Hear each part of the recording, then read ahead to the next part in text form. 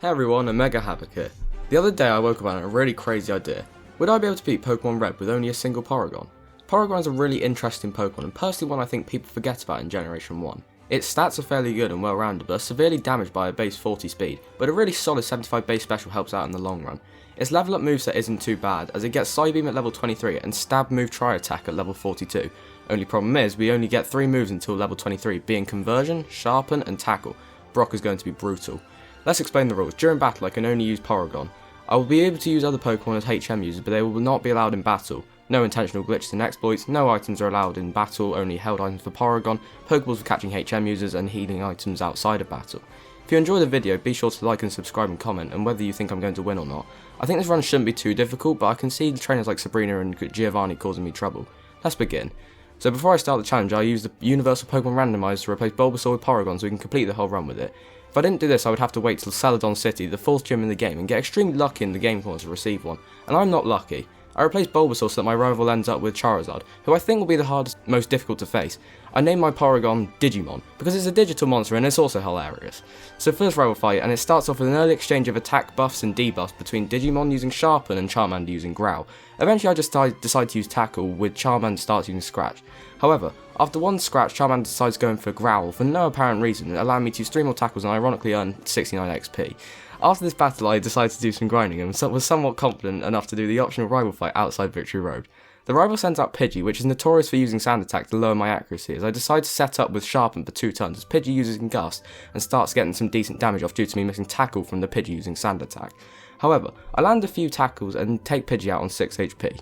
Then comes Charmander and instantly brings me down to 2 HP with a Scratch. I persevered trying to take out it as it wasted 2 turns for Growl, but in the end it takes me out with Scratch and I white out. Also, fun and annoying fact about this game is that when you white out you lose half of your money in this game, which isn't helpful for later stages in the game, so I need to be careful. Brock is next and I instantly go for Conversion to become Rock type, then set up 6 Sharpens to max out my attack stat, and his Geodude starts going for defense goals to make my tackles do no damage at all. We exchange tackles until the Geodude takes me down with only a slither of health left over. I felt like my strategy was hindered by the fact I used Conversion and lost my Stab Tackle, which may have helped me KO Geodude, so I'm going to grind a few more levels and then come back stronger. Rematch with Brock this time and it goes much better, and this time I go for 6 Sharpens right off the bat, and then start using Tackle and we start hitting it for really good damage, downing his Geodude in 5 hits after missing 1 tackle. Last is Onyx, and because I still have a plus 6 attack, I just go straight for Tackle and hit it for decent damage as he goes for Bide, forcing me to waste 2 turns using Sharpen, which is nothing, and on the third going for Conversion, so now I'm Rock and Ground type. He then goes for Screech as I start using Tackle again. He goes for his own Tackle, which does nothing because we are Rock and type, and I finish him off with another Tackle. We then go to Mount Moon, and during the fight with the Nerd Trainer I level up to 23 and learn Psybeam, which will be really crucial to the early stages of the run. Also on the way I picked up the Helix Fossil because Omastar is God and Kabutops isn't. He's the devil. After that we make our way to Cerulean City. On arrival to Cerulean I realised I probably wasn't high enough level to take on the gym yet, so I decided to go up north and do Nugget Bridge and Bill, completely forgetting there was a rival fight. I'm really bad at remembering events and games I haven't played in a while. First he uses Pidgeotto and straight away I use 2 Psybeams to take it out. Next is Abra, and Abra has no attacking moves so that was a freebie. I probably should have set up Sharpens but defeated it in 2 tackles. He then sends in Rattata and again 2 tackles is its calling card. Finally he sends out Charmander and after 2 Psybeams the battle is over. I demolished him. Next I decided to take on the Nugget Bridge challenge, which was really easy as most of the trainers didn't really pose a threat due to them being poison type and I had Psybeam, and a very good special stat. However, we did have a little trouble facing a Zubat as I got overconfident thinking I could take it out with Tackle and ended up being confused and hitting myself twice in confusion. Then there was the Rocket Grunt. He posed no real threat to me though, as we easily blitzed through him with a few Psybeams. Then I realised I had a fight with the Rocket Grunt who only had Machop and Drowsy, but after Psybeaming 2 tackles we cleaned him out and he gave us Dig, which I'd rather dig underground and bury because of how useless it is this run. Anyway, gym leader time. Misty sends out Staryu, and after obtaining the Thunder Wave TM, I decide to paralyze Staryu and take it down in 2 Psybeams. Starmie was next and a little tougher. Again I paralysed with Thunder Wave and then start chipping away with Psybeam. However, I got really unlucky as Starmie didn't get paralysed once and then hit me with 2 crits. Either way, we defeated Misty and we're moving on. So now I made my way to Vermilion. I instantly went to go and find the person who wants to trade Farfetch to trade with Spearow. I caught early because it has a much more efficient HM move Pokemon during Pokemon Red playthroughs. After this we board the SS and go to receive the HM for cut, but first I decided to do a bit of grinding and item finding with some really easy battles due to many of the trainings using poison type like Nidoran and Ekans. Either way we storm through it with no real issue and we move on to the rival fight. He leads off with Pidgeotto and I go for Psybeam, and one-shot it with a crit. He then goes into the Raticate, which we brutally murder. I never did understand that theory, to be honest. He then goes into Kadabra, which I two-shot with Tackle. Last is Charmeleon, and he easily goes down with 2 Psybeams. Then we receive cut from the sick captain and go on to take on the gym. During the gym, however, I encountered the notorious trash can puzzle, which I remember Madry Bread mentioned there was a glitch where you find the first switch and then the next switch appears in the top left trash can. This took me 2 tries, but I eventually solved it. Also, on the top of Madry Bread, shouts out to him for inspiring me to make this video. He makes some amazing content and his link will be in the description, so go check him out. Back to the challenge run. Surge was really surprisingly easy. Volta went down in 2 Psybeams, although he hit us with a Sonic Boom which does a fixed damage of 20. Pikachu went down in 1 Psybeam, and then Raichu went down in 3 hits after failing to paralyse me with Thunderbolt or Thundershock, and then wasting a move for Growl. Then we have to go through Rock Tunnel, and because I'm too lazy to catch 10 Pokemon and travel all the way back to Pewter City, I decided to go it quite literally blind, so I haven't done Rock Tunnel since Let's Go Pikachu and Eevee, and 3D games make looking around dark caves easier in my opinion. To lift my spirits, I watched a video made by Asteroid Videos where he does a really funny tutorial going through Rock Tunnel, and you should definitely go check it out as it's absolutely hilarious. Anyway, on my first try I made it through Rock Tunnel, I used to get poisoned right at the end of the tunnel, and during a battle with a hiker outside the cave I lost and I had to do the entire thing again. As you can probably tell, I wasn't the most pleased man in the world. After this we reached Lavender Town, but I decided to go west and do a few trainer battles for XP and managed to level up again to gain Tri-Attack. An 80 base power normal move will be really helpful for stab moves and is much more of an improvement to Tackle. Next I reached Celadon to go to the department store. I pick up the TM for Ice Beam and then go to the Rocket Hideout to face Giovanni and obtain the Silph Scope.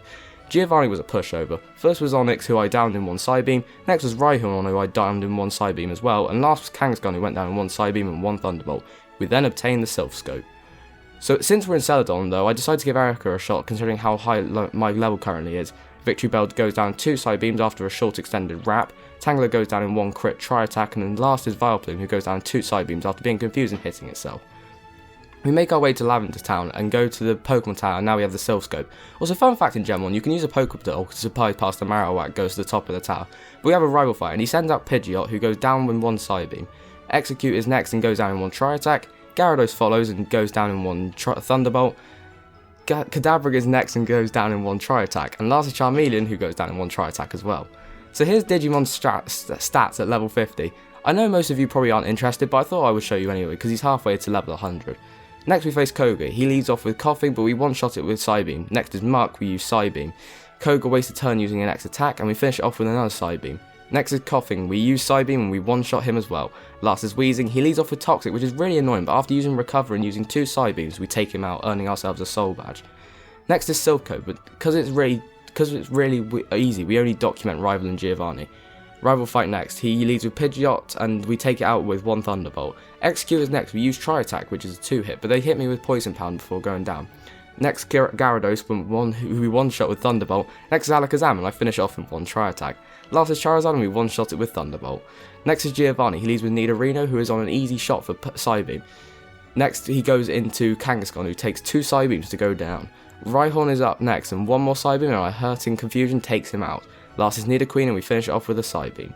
We take on the Psychic Gym next. Sabrina leaves off with Kadabra, who we one-shot with Tri-Attack. Mr. Mime is next, and yet again 1 Tri-Attack one-shot. Venomoth follows, and I use Psybeam, which takes it down to red HP. Sabrina uses a Hyper Potion, we use another Psybeam, almost take it out. She uses Leech Life, and then we take her out with Psybeam. Last is Alakazam, I instantly go for Tri-Attack, targeting its frail defense. She goes for Psybeam, taking about 1/5 of my health, and then we take her out with a Tri-Attack. We surf south from Pallet Town to Cinnabar and do the mansion and take on Blaine. He leads with Growlithe and we one-shot it with Thunderbolt. Ponyta is up next in the same story as it goes down in 1 Thunderbolt.